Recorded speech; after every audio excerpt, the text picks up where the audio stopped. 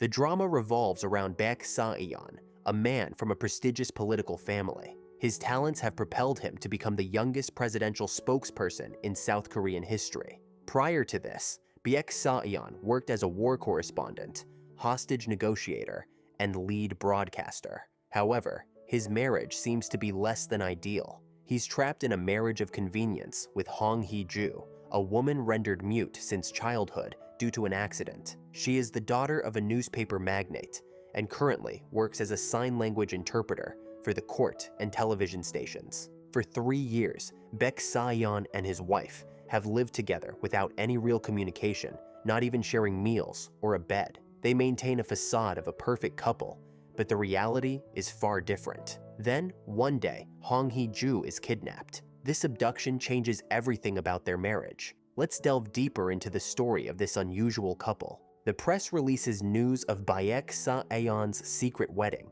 Back in the present, he enters a party, instantly captivating everyone with his striking appearance. Beside him is Hee-ju, whom he warns against causing any misunderstandings, curiosity, or rumors about their relationship. In his daily work, Baek Sa-eon is greeted enthusiastically by reporters. He consistently ranks high in popularity, trustworthiness, and viewership. He uses his sharp intellect to flawlessly navigate tricky situations. Baek Sa-eon is in charge of a major negotiation, and his phone rings incessantly with calls from journalists. Meanwhile, at home, Hee-ju's mother-in-law, Sim Gyu-jin, advises her to quit her job.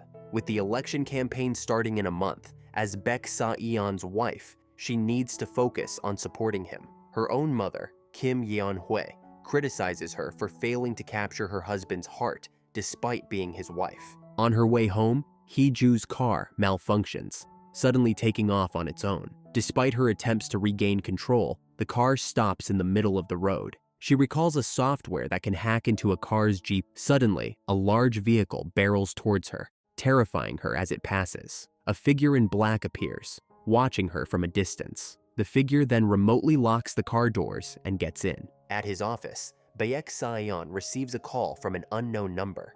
The voice claims to have kidnapped his wife. His phone battery dies mid-call, so he calls his mother-in-law, Kim Yeon-hwe, to inquire about Hee-ju's whereabouts. He orders his team to investigate the unknown number and then receives another call. He calmly asks if she's dead yet, showing no interest in the ransom demand, and hangs up. Infuriated by Baek Sa-eon's indifference, the kidnapper tightens his grip on Hee-ju, seeking only her fear and utter despair. He vents his frustration by stabbing the car seat with a knife, accidentally grazing Hee-ju's neck. The kidnapper uses a special phone that can only call Baek Sa-eon, automatically disguising the voice and preventing tracing for 10 minutes. He meticulously planned everything, but Baek Sa-eon refuses to take his calls. He calls again, threatening to kill Hee-ju. Baek Sa-eon coldly tells him to go ahead and do it, asking to be informed when the body is disposed of. In her despair at her husband's apathy towards her life, Hee-ju accelerates the car, causing the kidnapper to fall and lose consciousness. She hears a radio report about her husband successfully rescuing a hostage. Although she's escaped the kidnapper, Hee-ju sobs, wounded by her husband's callous disregard. After finishing work, Baek Sa-eon drives off recklessly, with Jang Hyuk-jin urging him to investigate the 406 number. The caller, despite employing threatening tactics, seems suspicious, and Baek Sa-eon has a nagging feeling that something isn't right. Jang Hyuk-jin, equally unnerved by their reckless drive through checkpoints, breathes a sigh of relief once out of the car, realizing they've just narrowly escaped a dangerous situation.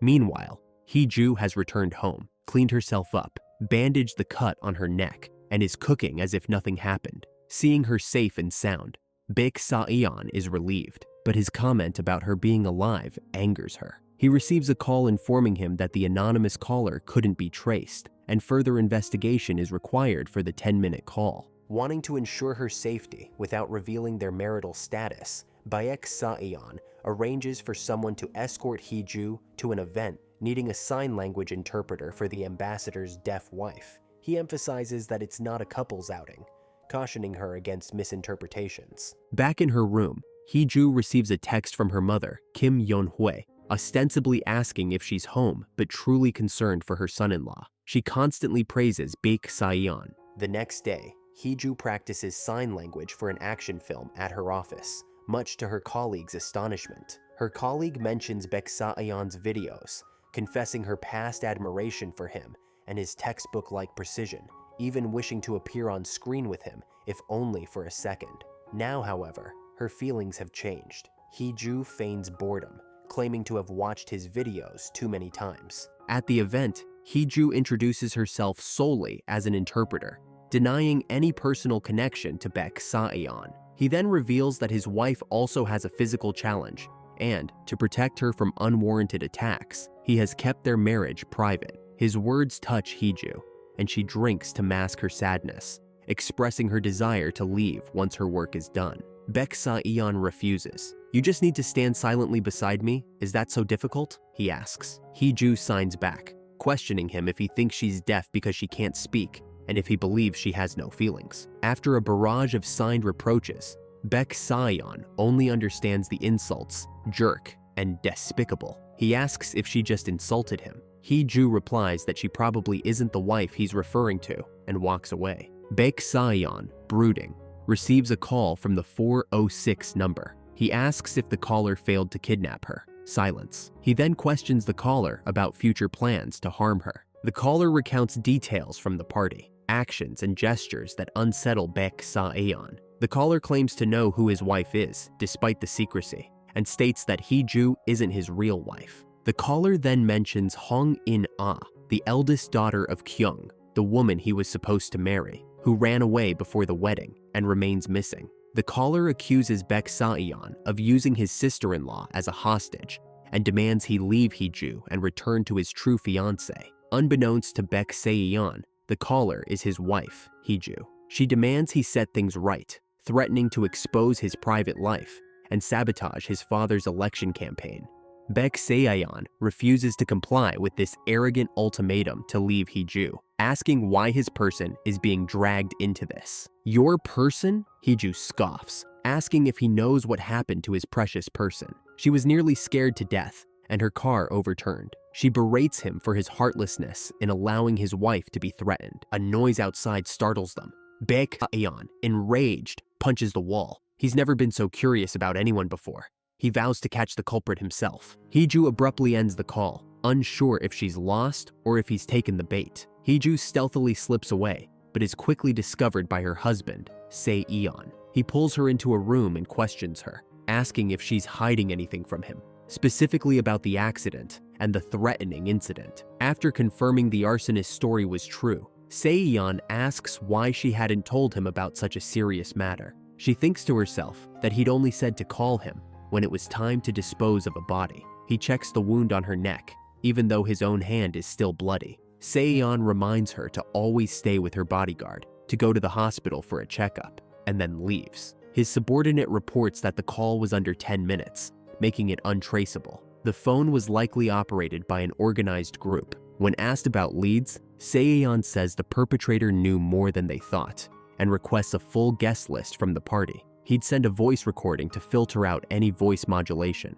At home, Hee-ju listens to the recording of her husband's frightened voice with glee. Suddenly, Se-yeon knocks and enters, looking for her car keys. Hee-ju anxiously clutches her bag containing the mysterious phone. Se-yeon checks for clues in her car and the dash cam. Hee-ju remembers yelling at the perpetrator in the car out of anger and panics about this being discovered. She rushes down, but luckily the dash cam is broken, so Se-yeon finds nothing. As he questions her, a motorcycle suddenly speeds towards them. He pulls her towards him, a rare moment of intimacy. Se-yeon says he'll buy her a new car tomorrow, but insists she shouldn't go to work. Loving her job, Hee-ju pleads to go, and he relents, but insists she take a bodyguard. He then instructs his subordinate to recover the video of yesterday's accident and check all traffic cameras along the route. Just as Hee-ju finishes her work at the courthouse, a commotion erupts outside. Her bodyguard goes to intervene,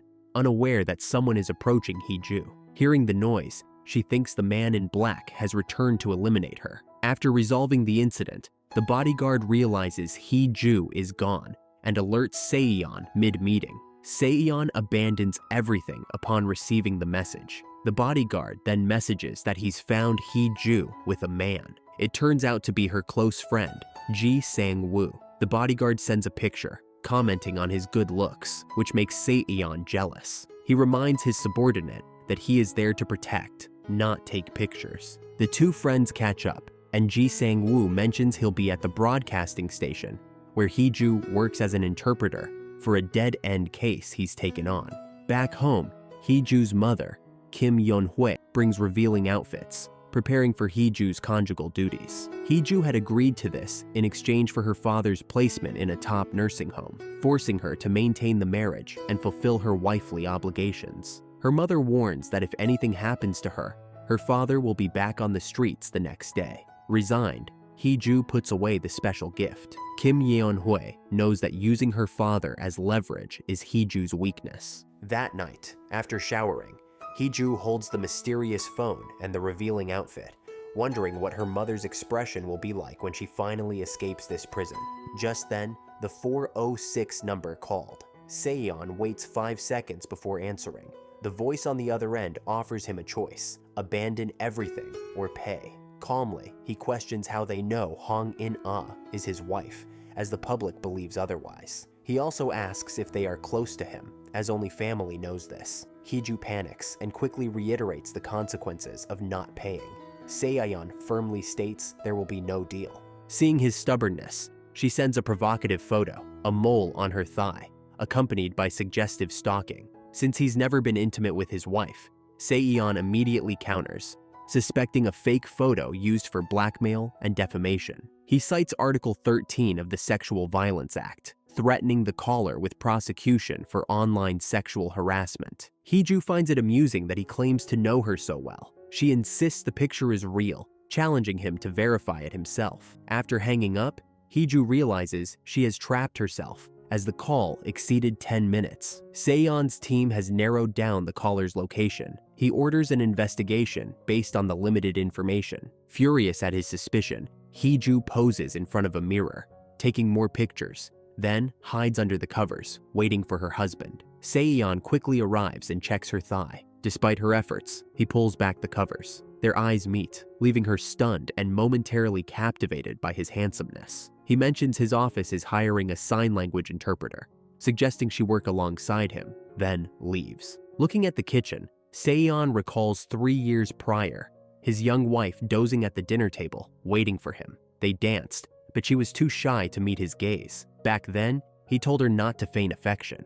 In her room, Hee-ju replays their recent close encounter. The next morning, disoriented, she awakens to find Se-yeon calmly watching TV. Seeing her awake, he lays out ingredients, instructing her to get a cutting board, knife, pan, and turn on the stove. Taking over the cooking, Hee-ju watches in surprise as he prepares breakfast. Se-yeon asks about her disappearance at the courthouse. She hastily explains it was a close friend. He muses that he'd always thought she was obediently within his control, wondering if he'd been mistaken. Se-yeon leaves after breakfast and receives the voice analysis results outside. Nayuri is accidentally knocked over by a group of fans. A hand reaches out to help her up. Face to face, she feels flustered. Yuri is fine, but her hot coffee spills onto her rescuer's hand. It is Ji Sang-woo, her future colleague. After a brief conversation, Yuri gives him her business card, taking responsibility for his burn. At the office,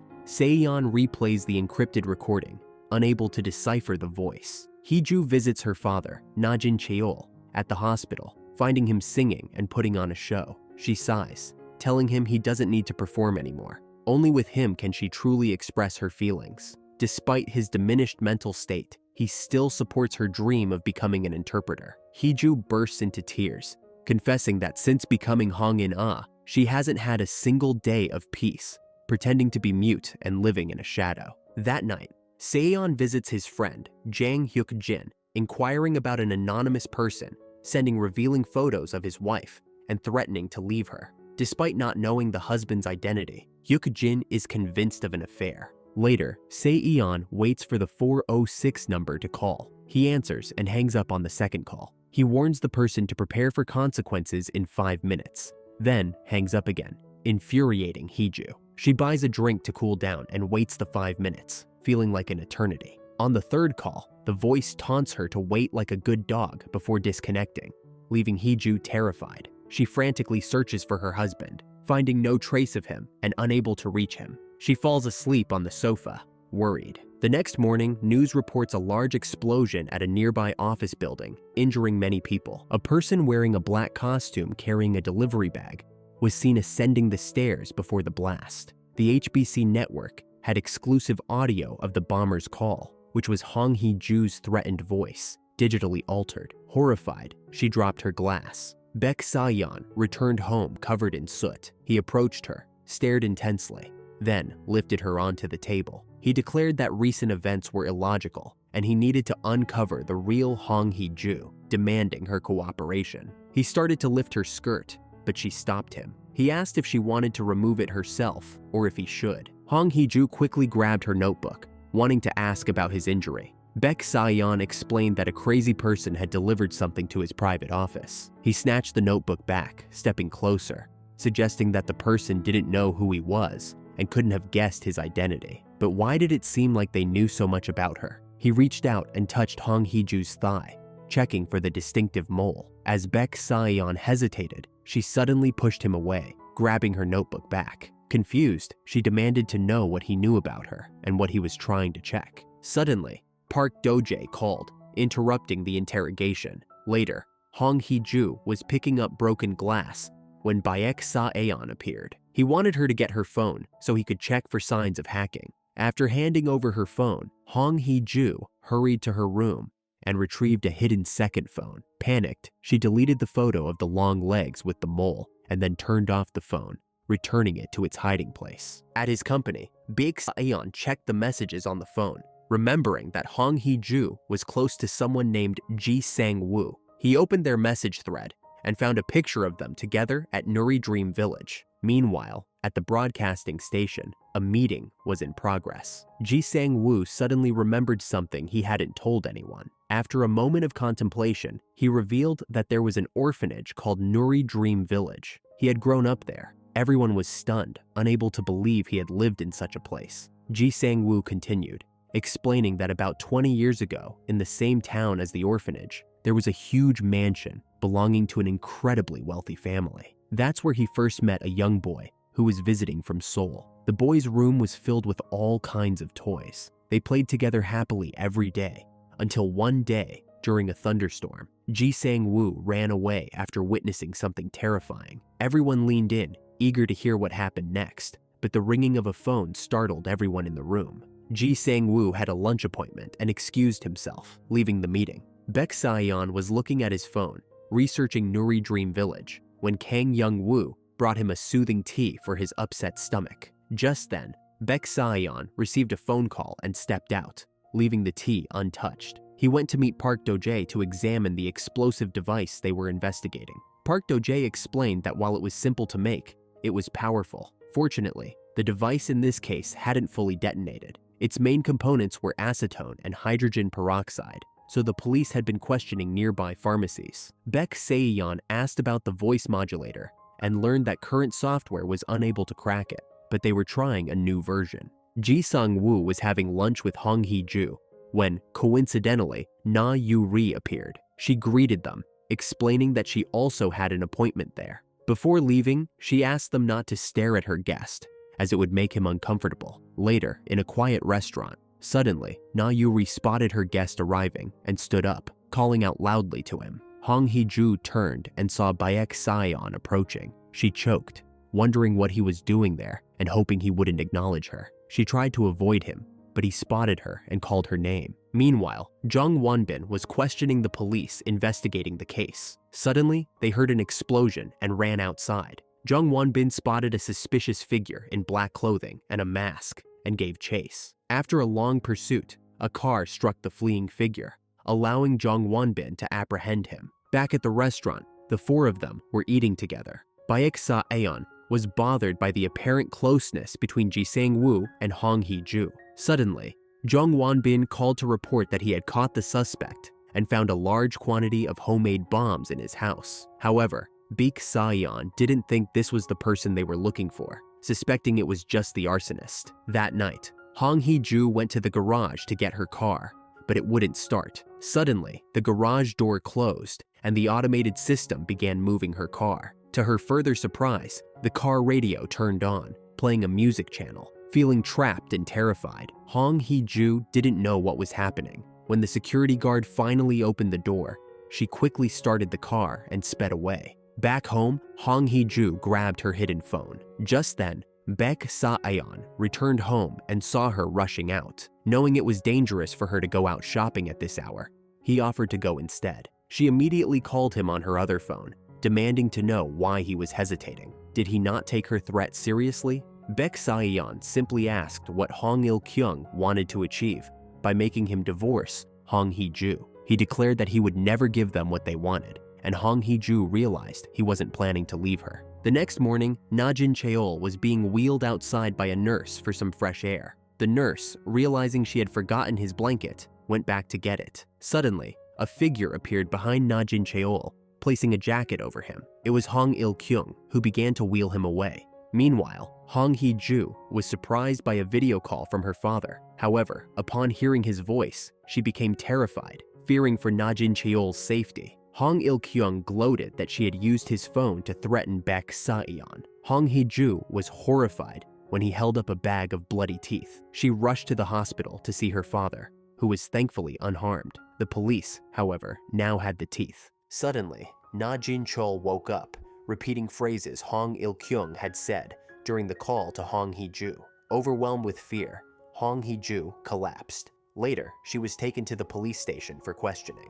In the police car, the radio inexplicably turned on and wouldn't turn off. Remembering the teeth and the words her father had heard, Hong Hee-ju felt nauseous and demanded to get out of the car. The two officers were confused as she sat by the roadside, crying. Suddenly, some traffic police appeared, escorting someone. Baek Sa-ayon emerged from a vehicle, looking imposing, and walked towards her. The two officers, seeing Sa-ayon, became deferential when they learned they were family. They allowed Hong Hee-ju to leave with him to handle the situation and file a report later at the station.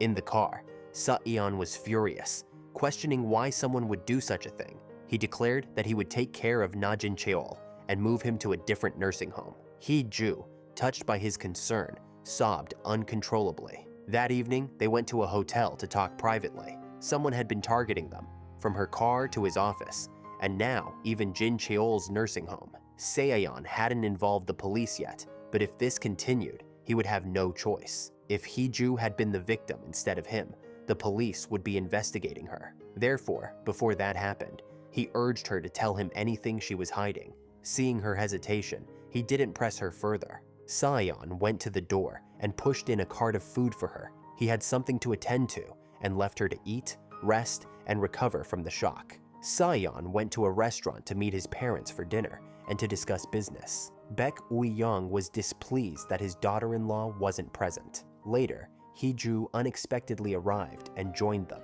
However, Woo-young's constant muttering and disparaging remarks about her irritated Sa-ayon. He stood up and asked the receptionist for a camera, having noticed someone taking pictures of them.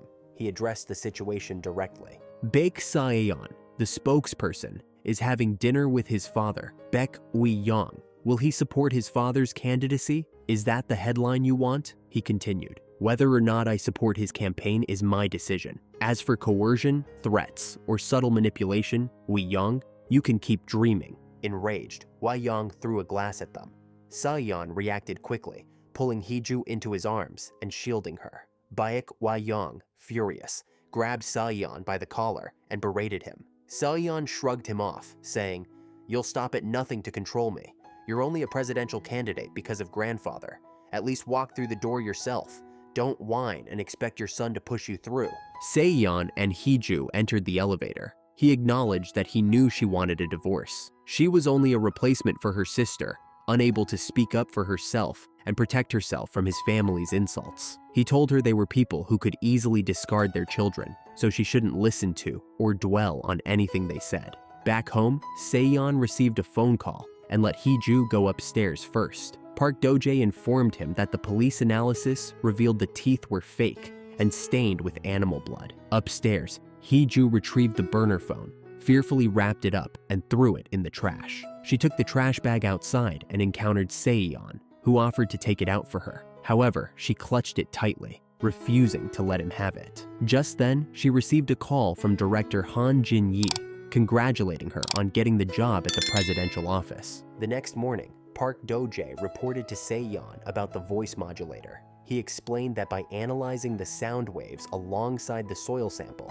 they might be able to determine the voice's pitch, approximate age, and gender. He also brought up Ji Sang-woo, explaining that he'd found numerous videos online where Sang-woo discussed unsolved arson and bombing cases. Meanwhile, Hee-ju was interviewing for a sign language interpreter position at the presidential office. She was demonstrating her skills by interpreting a video of Se-yeon in front of a panel. Se-yeon, who happened to be present at the same office for another meeting, sensed something amiss and went to observe the interview.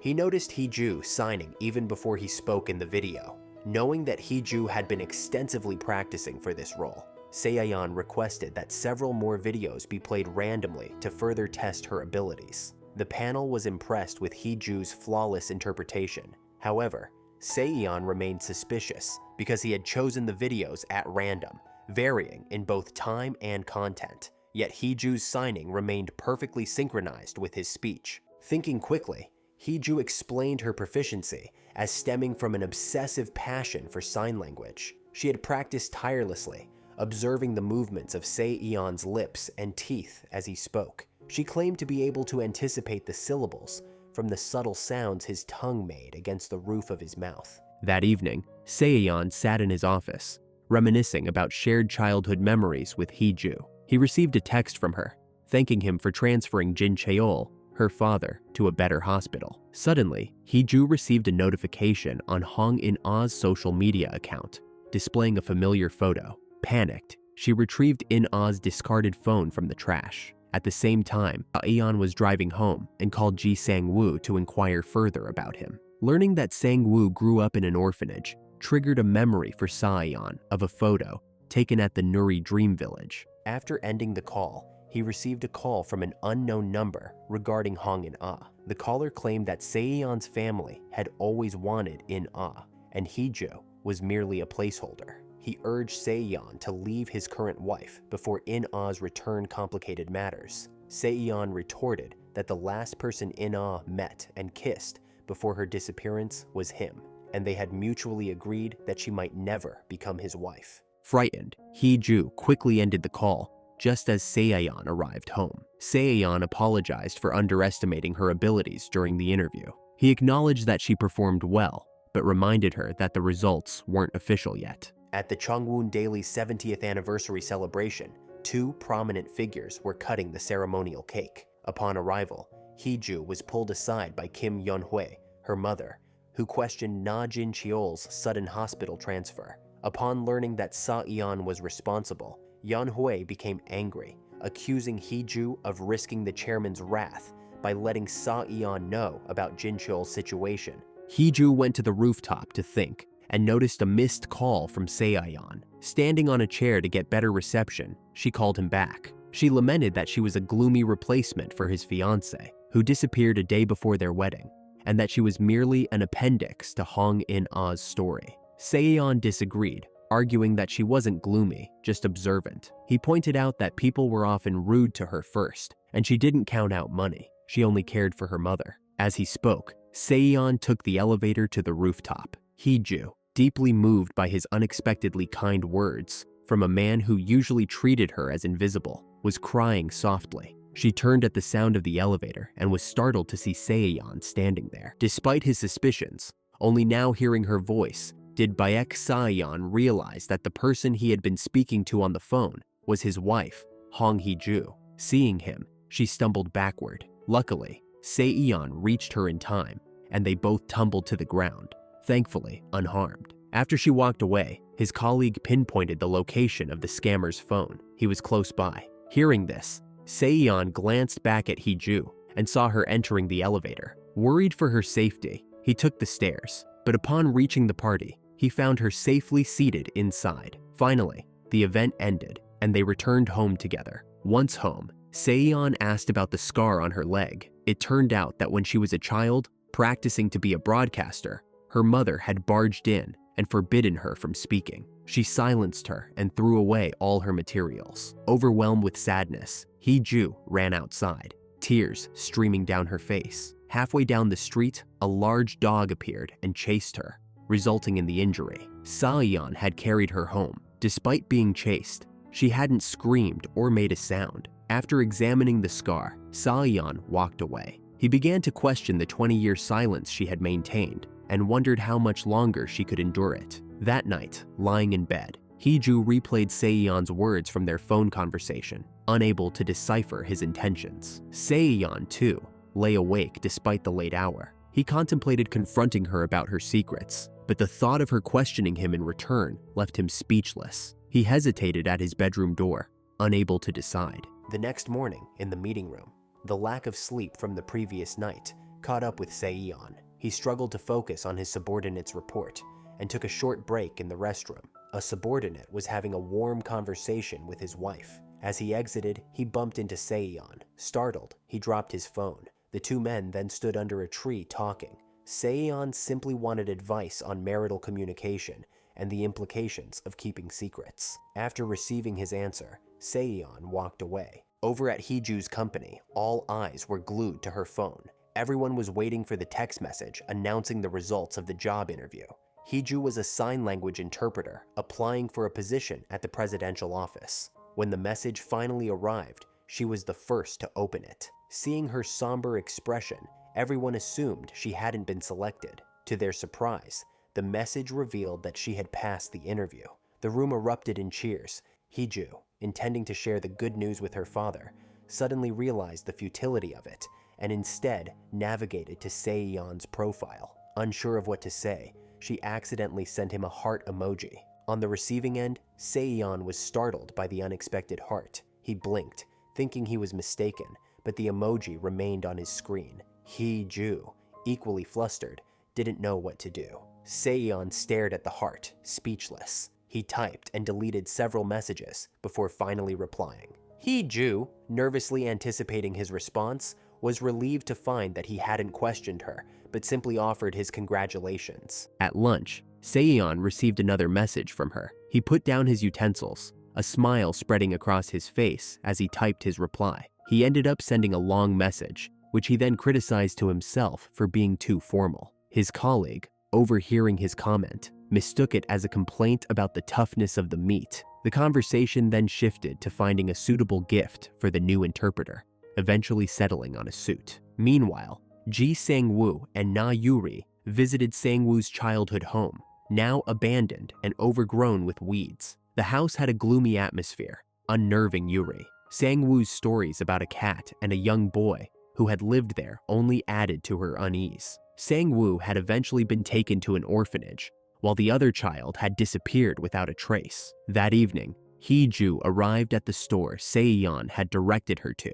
As she entered, she nearly ran into an aim, but they passed each other without interacting. Se-yeon arrived shortly after, but the three never crossed paths. After finding a suit she liked, Hee-ju and Se-yeon left the store. On the way, Se-yeon asked curiously why she hadn't chosen the dress he had picked out. She simply replied that she didn't need it for anything important. Then, Se-yeon spotted a beautiful dress in a nearby boutique. They went inside, and while Hee-ju was trying it on, Do-jae called. He had a preliminary lead on the voice modulator. It likely belonged to a woman. As they spoke, Hee-ju emerged from the dressing room, captivating Sa-yeon. Later, as they continued their phone conversation, a message from Sang-woo arrived. He had heard about her job offer and invited her out for a celebratory dinner. Se-yeon joined them as well. Hee-ju considered declining, but Se-yeon encouraged her to accept, as they had been planning to eat out anyway. The four of them ended up sharing a table. During dinner, Sang-woo reminisced about his childhood with Hee-ju, causing Se-yeon's mood to darken. The two men exchanged heated words, prompting Hee-ju to storm out in frustration. Se-yeon excused himself to buy ice cream. A short distance away, he received a call from the kidnapper. Distracted, he stepped into the street just as a car sped towards him. Hee-ju, nearby, shouted his name and rushed forward, pushing him out of harm's way. The impact injured her arm.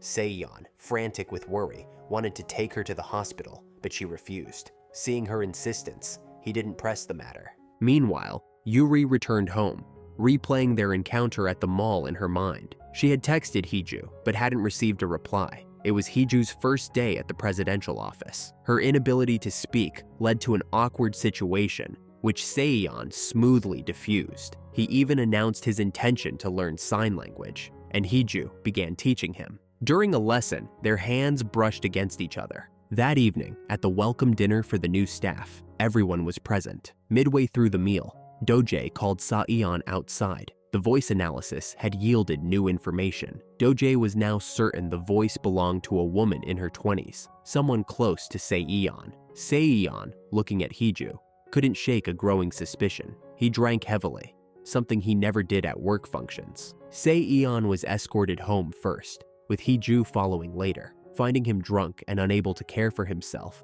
she helped him to his room. Unfortunately, she slipped, and in the ensuing tumble, their lips touched. Se-yeon woke with a pounding headache and a numb arm. He looked down to find Hong Hee-ju asleep beside him, her head resting on his arm. Hee-ju awoke at the same moment. Their eyes met, and they both scrambled to sit up. After getting dressed, Se-yeon splashed water on his face repeatedly, trying to clear his head. He had no memory of what had happened, only that Hee-ju had brought him home. Beyond that, everything was blank. He hurried outside, recalling Dojae's words. The owner of the 4006 number was someone close to him, someone who knew him well. Se-yeon checked his phone to find it dead. As he plugged it in to charge, Hee-ju called him down for breakfast. At the table, he questioned her about the previous night. Her response, typed on her phone, only deepened his confusion and distress. Her hesitant expression further fueled his unease. He tore his bread into pieces and left without finishing his meal. Finally, his phone powered on. He immediately called Dojae. The voice analysis matched, and Dojae confirmed sending him a text message, but Se-yeon couldn't find it on his phone. He now suspected he knew who was on the other end of the 4006 number. At the office, Dojae presented his analysis, comparing the voice from the first threat to the recent incident at the nursing home. The 4006 caller wasn't connected to the kidnapping, the explosion, nor the nursing home incident. It was someone else entirely. Se-yeon realized who it was, and that they weren't an accomplice. Now, he just needed to find the link between the 4006 caller and the original threatener to crack the case. But his mind was in turmoil. He couldn't believe it was Hee-ju. Lost in thought, Se-yeon barely registered Hee-ju's entrance. He was different today, uncharacteristically difficult and dismissive. He left abruptly, confused and hurt. Hee-ju received a text from In-ah, requesting a meeting at the aquarium. Arriving at the aquarium and seeing In-ah's back, memories flooded back. From her childhood visits, to In-ah's house, to the accident. Hee-ju still felt a strong aversion to In-ah, but she approached her nonetheless. In-ah greeted her warmly, leading her through the aquarium and reminiscing about their shared past. Then, In-ah dropped the bombshell. Hee-ju could speak, but because of her, Hee-ju had remained silent all these years. Furious, Hee-ju walked away. In-ah admitted her guilt, confessing that she hadn't wanted to suffer alone and had dragged Hee-ju down with her. Her words only deepened Hee-ju's pain. Now that her own surgery was successful, In-ah was giving Hee-ju permission to speak, but Hee-ju was done following anyone's dictates. In-ah's calls went unanswered as Hee-ju turned off her phone. On the drive home, Hee-ju was deeply disturbed by In-ah's words. Before the wedding, it wasn't In-ah who wanted to leave. It was Se-yeon, who had proposed swapping brides, feeling like a hostage. Hee-ju sped home. She rushed to her room and found Se-yeon already there, seemingly searching for something. He claimed to be looking for his phone. Hee-ju immediately connected the call from him. As soon as he left, she checked her other phone. Fortunately, Se-yeon hadn't discovered it yet. Afterward, Se-yeon went for a run to clear his head. Reaching a bridge lit by distant streetlights,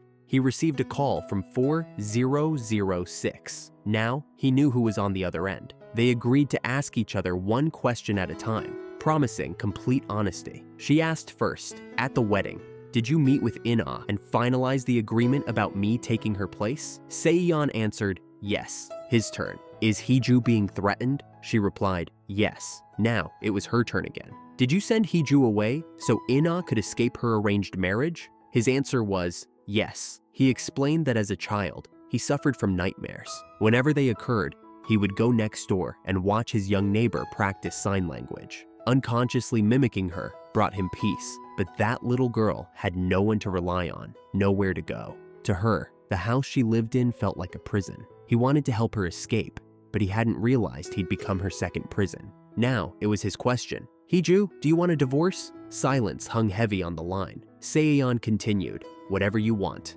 Now I can make it happen, and I promise these calls will never happen again." After the call, a new understanding seemed to settle between them. The next morning, everyone was ready for the company outing. Arriving at the destination, they discovered a pink food truck waiting to distribute meals. Each meal box was pink and decorated with a red heart. Confused but not questioning it, everyone took a box and left. Just then, Saeyeon arrived. People curiously asked him about the food truck, but he didn't answer, simply walking away. Meanwhile, Ji Sang-woo and Na Yuri were shopping for supplies to take to an orphanage. Once there, the children adored Yuri and eagerly sought her autograph. She happily signed for them. A little while later, a girl handed her a photo album filled with pictures of Sang-woo and others as children. Seeing this, Sang-woo snatched the album and walked away. A photo slipped out. He and Yuri went to see the nun. They learned that 4 children had gone missing from the orphanage years ago. Following the new clues, they set off to investigate. Back at the company outing, everyone was paired up for games. Hearing this, Saeyeon immediately teamed up with Hee-ju. The first challenge was double Dutch jump rope. They coordinated perfectly. Finally, the last game arrived. The first team to cross the finish line would win. Each person's legs were tied to their partners. Saeyeon and Hee-ju emerged victorious. Saeyeon impulsively lifted Hee-ju onto his shoulders, surprising everyone. Noticing the stares, he put her down. The winning team got to make a request. Now, they were having their picture taken together. Their colleagues enthusiastically directed them to pose, even forming a heart with their hands. They captured many beautiful photos. Finally, it was time for hiking. Everyone was tired and sore as they climbed. While Saeyeon and Hee-ju were far ahead, the others struggled to keep up. Hee-ju's shirt was soaked with sweat, so Saeyeon gave her his. At the summit, everyone wanted a group photo. Unexpectedly, many people recognized Saeyeon as a famous spokesperson and clamored for pictures with him. The crowd pushed Hee-ju closer and closer to the railing. Suddenly, a scream pierced the air. Someone had fallen over the cliff, and that someone was Hee-ju.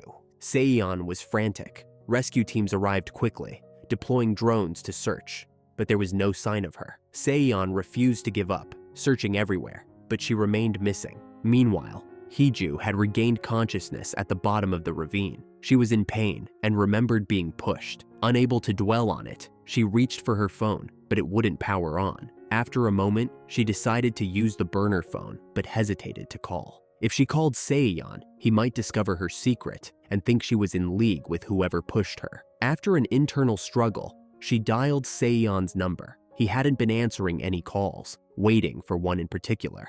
As he searched frantically, the familiar number finally flashed on his screen. Relief flooded him. He instructed her to use a signal flare and promised to be there immediately. Finally, a red flare lit up the sky. Saeyeon ran towards it, his heart pounding as pain and exhaustion overwhelmed him. Hee-ju flashed back to a previous accident, a truck barreling towards their car. Rescuers arrived, but only pulled Saeyeon from the wreckage. She had eventually been rescued, but her mother, eager to stay in the chairman's good graces, had told her to stay silent. She had cried in despair. Through the haze, Hee-ju heard Saeyeon's voice calling her name and saw the flickering lights. Seeing him, she finally let go. Saeyeon quickly and carefully carried her to the hospital. As he turned to get a doctor, Hee-ju finally spoke, telling him not to go. Saeyeon couldn't believe his ears. She had finally spoken. He stayed by her side, their hands held tightly, tears streaming down their faces. After receiving initial treatment, thankfully, her injuries weren't severe. As a nurse attended to her, Hee-ju recalled Saeyeon's words on the phone. He had been speaking to 4006, but she felt like he was talking to her. He had known it was her before the outing, yet he hadn't said anything. Preoccupied with this thought, Hee-ju barely registered the nurse's instructions. She imagined Saeyeon confronting her upon her release, handing her divorce papers. Even if she wanted to hold on, she couldn't. The thought terrified her. Meanwhile, Oblivious to her fears and neglecting his own well-being, Saeyeon, unshaven and disheveled, was investigating the accident. The investigators told him there were no cameras or surveillance footage in the area. The crowd had been large and chaotic, and no one had noticed anything. Saeyeon was frustrated by the lack of leads. He insisted that the police keep Heeju's identity completely confidential. He was the only one who gave a statement to the police afterward. Later, Saeyeon was given the burner phone Heeju had used, the one with the 4006 number. It contained spyware, software that allowed for phone monitoring and location tracking. Clearly, whoever pushed her had used the tracking to follow her to the top of the mountain. When Heeju was wheeled into her room, Saeyeon was already there, waiting. The nurse excused herself, leaving them alone. He watched her, frustrated by her silence. She hadn't been like this before. Without a word, he lifted her onto the hospital bed, liking the feeling of her heart's rhythm close to his. Once she was settled, Saeyeon addressed her silence, revealing that he knew she could speak and that he knew a lot about her. He mentioned 4006, leading her to believe he was talking about her secret. But Saeyeon spoke as if unaware of her connection to the number. He said that thanks to 4006, he had found her, and he wasn't sure what he would do if he caught the person behind it, hand them over to the police, or offer forgiveness. Heeju's fear escalated, and she almost confessed, but Saeyeon told her to rest. He had many questions, but he would wait until she had fully recovered. As soon as he left, Heeju, ignoring her pain, searched for her hidden phone. Relieved, she found it tucked inside her backpack. This phone, meant to be her escape from him, had ironically led him to her. It was also the device that had facilitated a deeper understanding between them. As Saeyeon walked down the hall, he received a call from the presidential office. His father, Baek Ui-yong, had held a press conference, framing the accident as a politically motivated attack designed to derail his presidential bid. The spokesperson's office was overwhelmed with calls about the incident and Heeju's identity. Everyone was exhausted. Meanwhile, Baek Ui-yong was speaking with his staff when Saeyeon stormed in. Everyone quickly filed out. Saeyeon warned his father to stop exploiting the situation and then left. That night, as Heeju slept, she woke up with a jolt, reliving the sensation of being pushed. Just then, Saeyeon texted, saying he was on his way to the hospital and asking what she wanted to eat. He then proceeded to dismiss every suggestion she made, ultimately arriving with fruit, leaving Heeju exasperated, and stayed at the hospital that night, making Heeju uneasy. She wondered where he would sleep. Lost in thought, she was startled when he emerged from the bathroom and beckoned her in. Adding to her confusion, he simply washed her hair. His tenderness felt unfamiliar. She asked why he was being so kind. Saeyeon replied, "Because we're husband and wife." Later that night, Heeju woke up again, not seeing Saeyeon. She called him, but his phone was off. He texted back,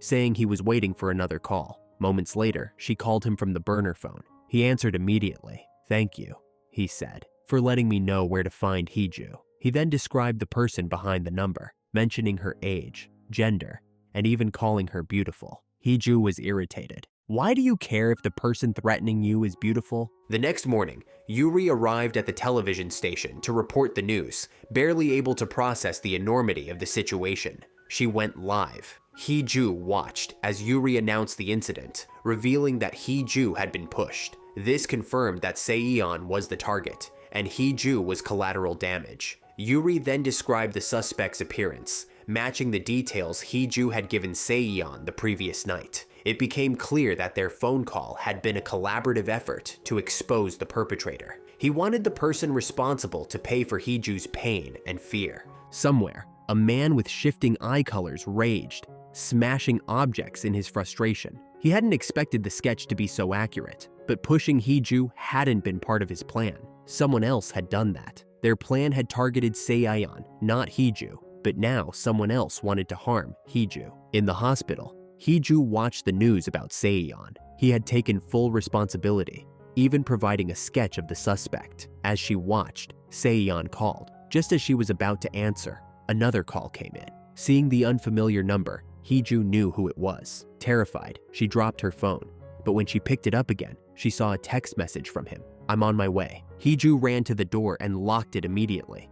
Someone tried to open it from the outside. Heeju crumpled to the floor in fear, Finally, the door opened, but only after she heard Se-eon's voice and saw him. She clung to him, her face etched with terror. That night, she calmed down somewhat, but the fear lingered. She worried for herself and for his safety, knowing the kidnapper was now targeting Se-eon. Seeing her fear, Se-eon climbed into bed with her. They held each other, offering mutual comfort and courage throughout the night. The next day, Hee-ju took her phone and went outside. She called Se-eon, determined to tell him the truth about herself. Holding her phone, she returned to her room, only to find him gone. Se-eon then guided her on a sort of scavenger hunt, leading her to various places to help her relax. He knew she was anxious and nervous about facing him. Finally, he revealed himself. Seeing him, she dropped her phone in surprise. Se-eon picked it up. He had anticipated this, so he wasn't as shocked as before. He comforted her, and they shared a passionate kiss. After everything was resolved,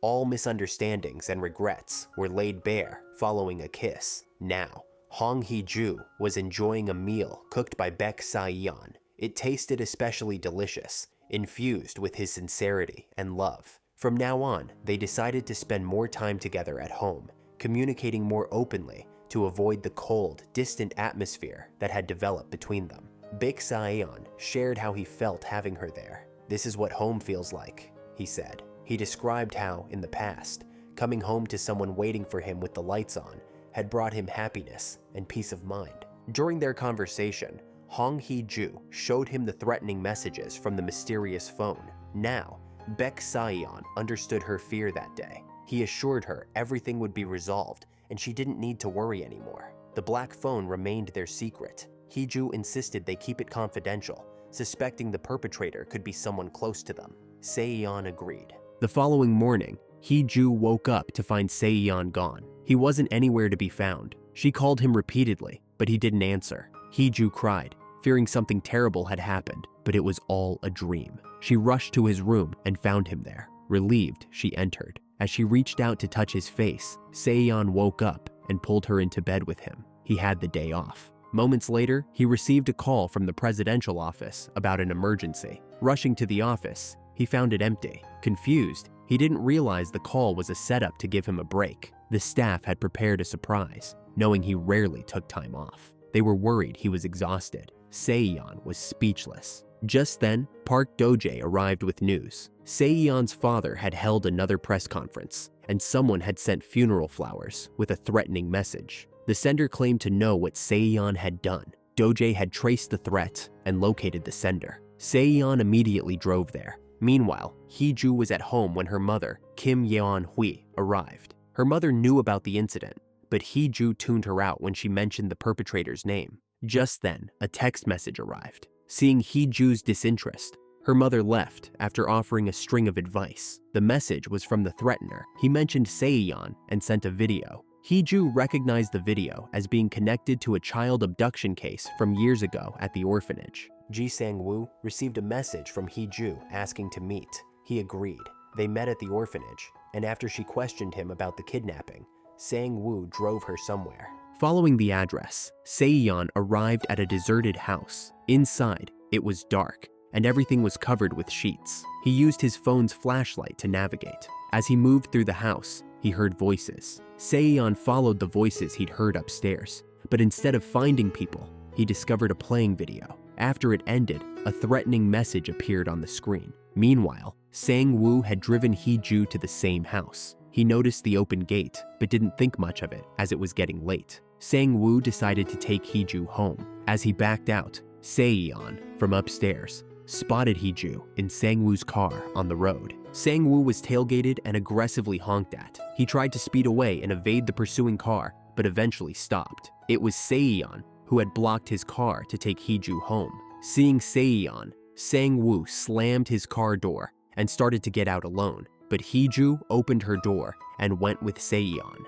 Once Hee-ju was in his car, Se-eon warned Sang-woo and drove her home. On the way, he questioned her about why she was at the house. Hee-ju showed him the video. Se-eon immediately pulled over after watching it. He was disappointed that she had gone to Sang-woo instead of him. Hee-ju explained her fear. While she had the black phone and could contact him, she was constantly afraid of being discovered. She had often wanted to run away. Now, knowing the truth about him, she feared he would leave too. That morning, her anxiety had manifested in a dream where he abandoned her. Hearing this, Saeyeon pulled her into his arms. Saeyeon's parents were holding a press conference with Na Yuri as the interviewer. As it was a live broadcast, they played the part of a happy couple.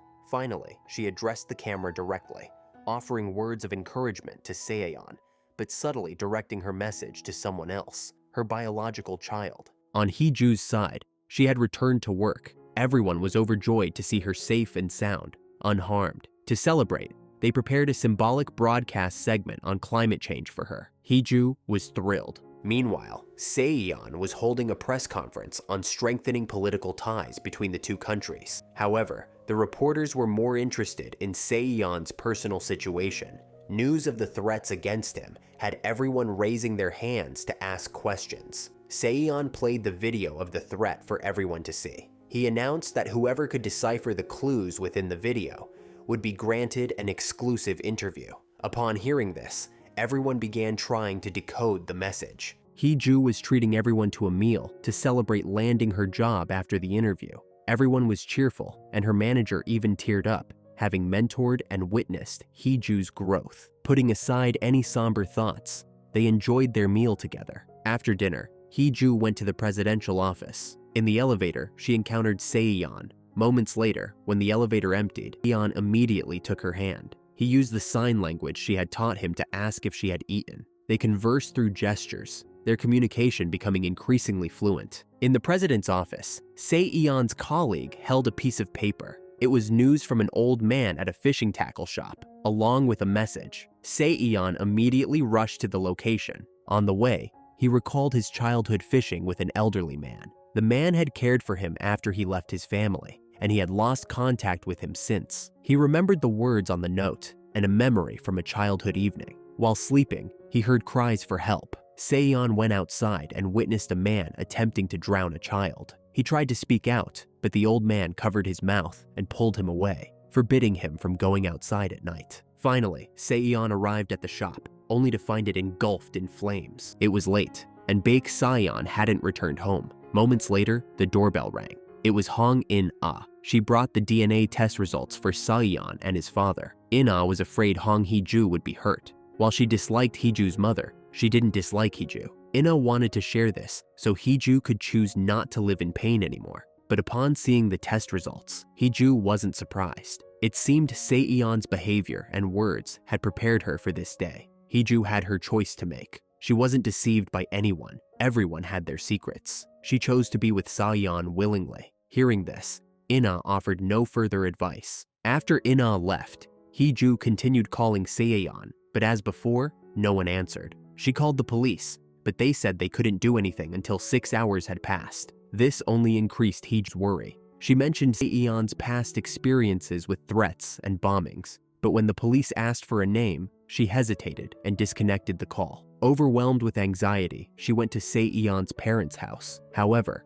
when she told them he was missing, they showed no concern, only surprised that Heeju could speak. It was only when Heeju mentioned the benefits Saeyeon provided them that they half-heartedly agreed to make inquiries. His mother, Shim Kyu-jin, said she would look for him, prompting Heeju to leave. As she was about to get into her car, she encountered the housekeeper, Min Do-ki. He told her about Saeyeon's difficult past living there. He'd had eye surgery, and his eyes were no longer two different colors. Sitting in her car, Heeju pondered the housekeeper's words, including the detail about the person who threatened Saeyeon having two colored eyes. Lost in thought, she received a call from Ji Sang-woo. After a moment of hesitation, she answered. Upon hearing the news, she immediately rushed to the hospital. Seeing Saeyeon lying there with injuries, her heart ached. She remembered everything he had done for her, and tears streamed down her face. Now, it was her turn to be his support. She resolved to take care of him, to not leave him alone.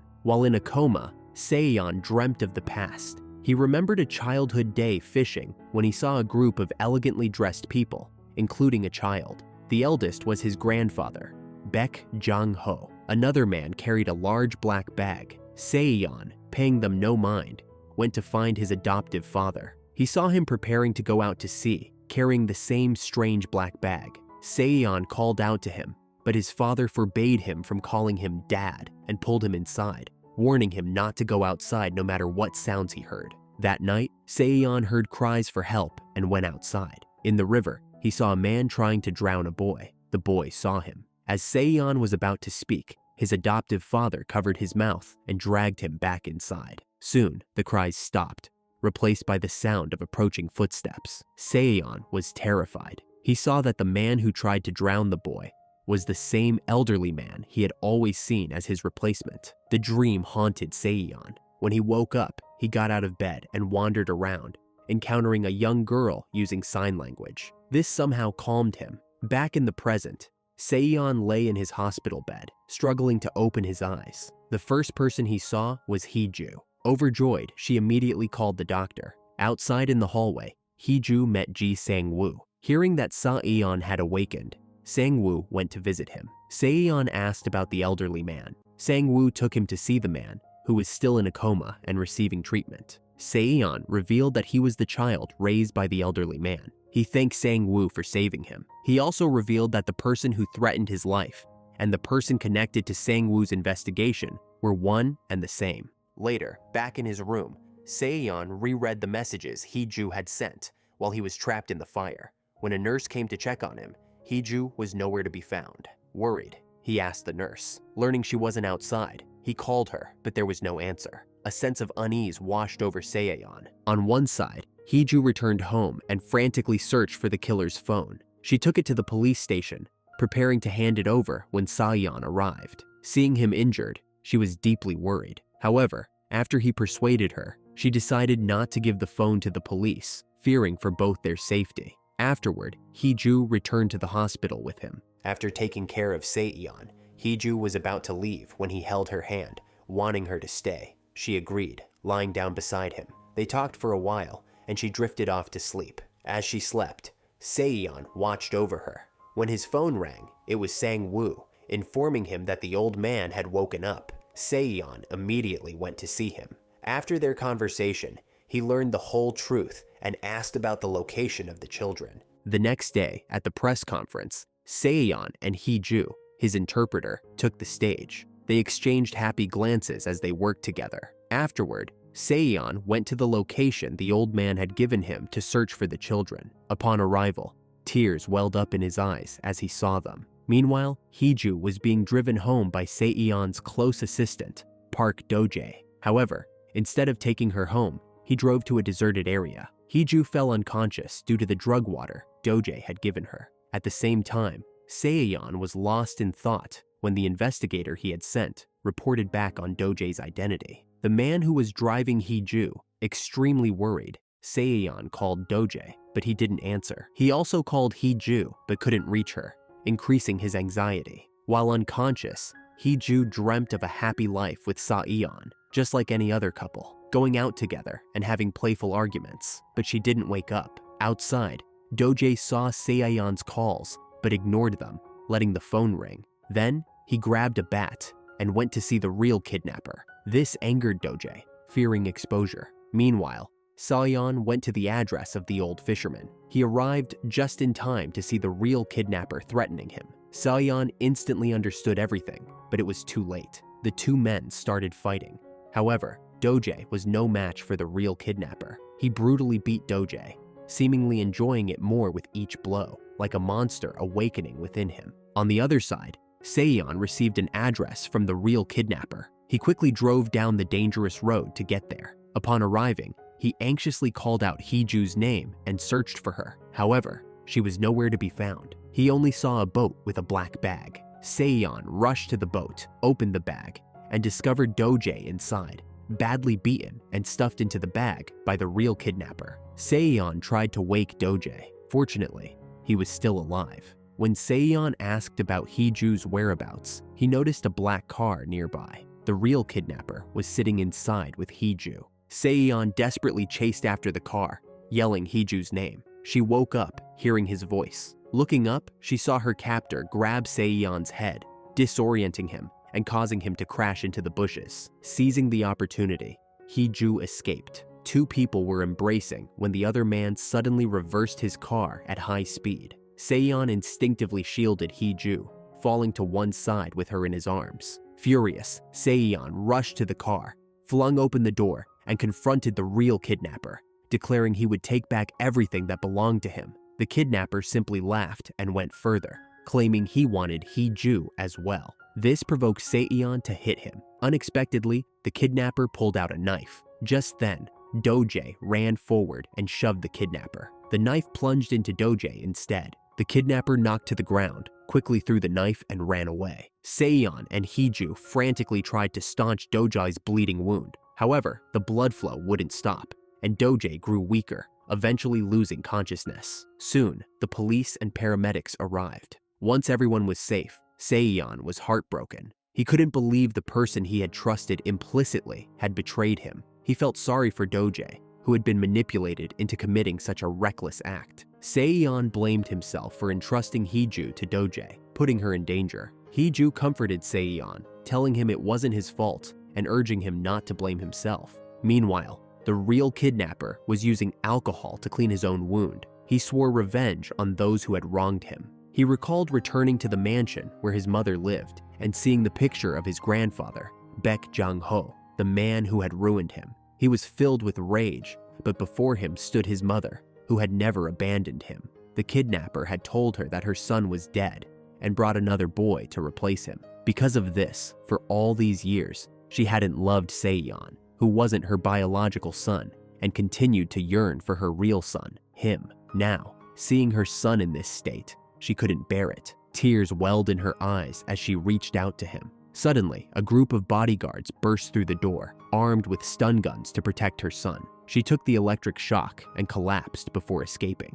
The kidnapper looked back at her several times and then fled. News of Do-jae's complicity spread through newspapers and television broadcasts. Everyone knew. The police chief, searching for clues at Do-jae's home, discovered tracking devices on every communication device. However, 2 devices were offline, with only one still active. Locating this active device could lead them to the mastermind. Do-jae regained consciousness, but refused to cooperate with the police, so Saeon went to see him. After some conversation, Do-jae finally opened up. It turned out Do-jae had a brother. This brother, after entering Saeon's household as a child, never returned. Everything Do-jae had done was to avenge his brother. Tragically, he had sought revenge on the wrong person. Do-jae provided a crucial clue, leading the police to discover 3 skeletons in a nearby forest. Sang-woo, while talking to Yuri, received a phone call. Shaking, unable to drive, he had Jin-yi take him to the location. Upon confirming the 3 skeletons were his friends, Sang-woo was devastated. Yuri remained by his side, offering comfort. Among the skeletons were the remains of Do-jae's brother. The police brought the recovered belongings to Do-jae for identification. Seeing them, Do-jae wept uncontrollably, overwhelmed by grief and guilt. After learning the truth and finding his brother's remains, Do-jae attempted suicide by slitting his wrists. Fortunately, he was rescued in time and survived. Saeon learned of this as well. After Saeon's words, Do-jae calmed down. He was alive now, and his priority was catching the culprit before dealing with anything else. Cut to Hee-ju and In-ah having discovered the accident and their suspicious disappearances. They believed their father might know something and went to see him. As they sat down, he maintained a calm demeanor and inquired about Saeon, but In-ah could tell by his expression that he wasn't surprised by the outcome, almost as if he had expected it. He recalled a rainy night, pointing a gun at Baek Jang-ho, knowing that the kidnapper, the real one, was responsible for his son's death. He had lost all reason and wanted to kill Baek Jang-ho. However, Baek Jang-ho had already dealt with his own grandson to secure his interests. Powerless, he had lowered his gun. Now, the real kidnapper was still alive, fueling his rage. It was the anniversary of Baek Jang-ho's death. He went to the memorial, followed by In-ah and Hee-ju. Hee-ju had a bad feeling and texted Saeon. He immediately rushed there. Arriving at the scene, he saw a raging fire and people scattering in panic. Saeon desperately searched for Hee-ju, but couldn't find her. Just then, he received a call from an unknown number. It was the real kidnapper, who had taken advantage of the chaos to abduct Hee-ju. He forced her into a car, a knife pressed against her throat. He called Saeon, relishing his torment. He became increasingly agitated, recounting how, as a child, when Baek Jang-ho tried to drown him, He saw Saeon watching without intervening. He had harbored this resentment and vowed to make Saeon suffer. Hee-ju spoke from inside the car. She declared her love for Saeon and vowed not to let the kidnapper hurt him again. He asked people in front of the media to help him in finding her wife, and now everyone knows the truth. The broadcasting station continued to provide updates on Hee-ju's case. Na Yuri was reporting on the incident. She was heartbroken as days had passed without any news of Hee-ju. Mid-sentence, she choked up, unable to speak. Everyone was startled by her sudden silence, but Yuri quickly regained her composure. She then went to the scene with Ji Sang-woo to search for more information about Hee-ju. Yuri was deeply saddened, silently praying for Hee-ju's safety. She also sensed that Hee-ju might have been trying to tell her something. Sang-woo knew Hee-ju was Sae-eon's wife, but he kept quiet. Yuri was upset, but didn't express any blame. Seeing her distress, Sang-woo offered words of comfort and encouragement. Finally, they arrived at the search headquarters. All the office staff, sign language interpreters, and many others contributed to the search for Hee-ju. The manager, Kang Young-woo, in particular, was moved to tears, witnessing everyone's willingness to help. Meanwhile, Saeon was with the Major Crimes Unit. Everyone was actively searching and investigating. Saeon began to suspect Shim Kyu-jin. He voiced his suspicions, but as the president's wife, a search warrant for her property was denied. However, Sae-eon didn't give up. He had another plan. At the same time, Shim Kyu-jin and her husband, Wee-young, held a press conference. Her husband spoke with an air of sorrow. Reporter Jang Hyuk-jin, a close friend of Saeon, was present. He persistently questioned the president about the real Baek Saeon's threat to Saeon's life. Initially, Wee-young maintained a benevolent facade, but when Hyuk-jin presented Min Do-ki's recorded testimony, he started to panic. Do-ki had confessed everything he had seen and heard. The president's bodyguards immediately apprehended Hyuk-jin, but the police were already there and anticipating this move. The police took Shim Kyu-jin away, but she remained calm and composed even during her interrogation. Only when the police showed her a video did her expression change. The video revealed her suffocating her father-in-law, Baek Jang-ho, with a pillow. She thought no one would know, but her ring had recorded the entire incident. Saeon had known this all along. While Shim Kyu-jin was still reeling from this revelation, the police received information about Hee-ju's whereabouts. She was locked up in another house owned by Shim Kyu-jin. Everyone rushed to the location. Inside the house, Shim Kyu-jin's trusted secretary, Min Do-ki, was waiting. He had anticipated her arrest and followed her instructions. When Hee-ju regained consciousness, he opened the door and told her to run. He then went to the secret room to check on the real Baek Saeon, who was imprisoned there. At that moment, Baek Wee-young arrived, gun in hand, and ordered Do-ki to open the door. A gunshot rang out, causing Hee-ju to lose consciousness again. When she woke up, she heard the real Baek Saeon's voice. He had fired the shot and was now searching for her. Terrified, Hee-ju remained silent, afraid to make a sound. Moments later, a car approached in the distance. Taking a gamble, she ran out. Fortunately, it was Sae-eon's car. Upon seeing her, he quickly embraced her and took her home. Meanwhile, the police continued their pursuit of the real Baek Saeon. The real Baek Saeon had witnessed everything. He took a shortcut, intercepted Saeon's car, and aimed his gun. Despite Hee-ju's protests, Saeon got out of the car.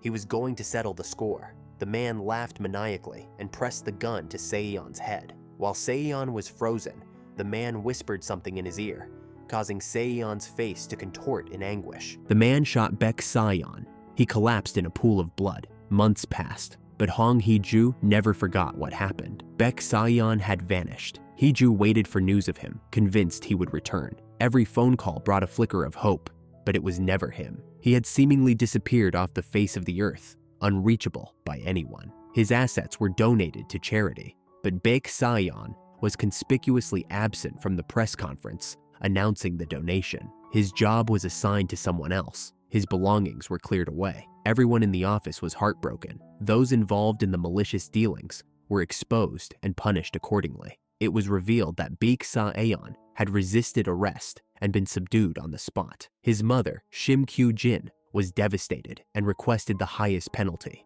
death. The court granted her wish. Hee-ju continued to wait for Saeon's return, Nayuri visited, urging her to move on. But how could Hiju forget him after everything they'd been through? Yuri, helpless, left. She knew something about Seiyon's disappearance, something she didn't want to burden Hiju with. The next morning, Hiju sought out Seiyon's friend, Jang Hyuk-jin, a reporter. She presented him with documents and details of a call she received the previous night. The call and the documents, including a donation in her name of 2 billion won, originated overseas. The reporter was stunned. Both of them knew who was behind this. After Hiju's persistent questioning and pleading, Hyuk-jin finally revealed what he knew. He and Seiyon had previously worked in the country the call came from, a country now ravaged by war. Going there would be dangerous, but Hiju was determined. Undeterred, Hiju set foot on the war-torn land.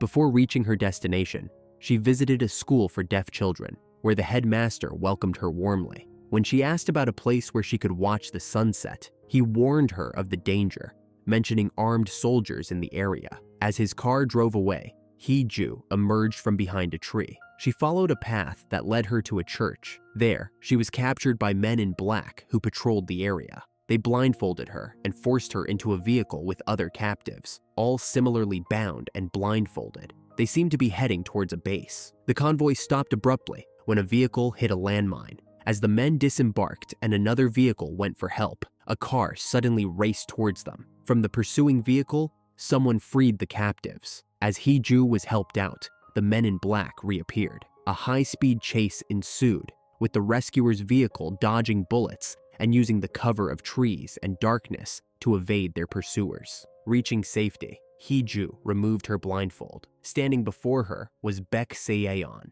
She had missed him terribly, and he her. But Seyeon couldn't forgive himself. He had been avoiding her because he'd learned that his father, Baek Uyoung, had orchestrated the accident that killed her brother. This had led to his downward spiral. He felt he had inflicted too much pain on her, stolen her youth, and couldn't face her and pretend nothing had happened. But Hiju already knew everything. She was willing to forgive the past to be with him again. He was her world. Without him, her world had crumbled. After months of separation, they kissed passionately under the night sky, momentarily forgetting the danger surrounding them. Seyeon took Hiju to his home. They spent a blissful night together. He promised her a proper wedding, a lifetime together. Eventually, they returned home to their families and friends, who showered them with blessings. Seyeon legally changed his name, and they began a new life together. Ji Sang-woo and Na Yuri also announced their engagement, finding happiness amidst the renewed hope. Don't forget to like and share. Subscribe so you don't miss more recaps like this.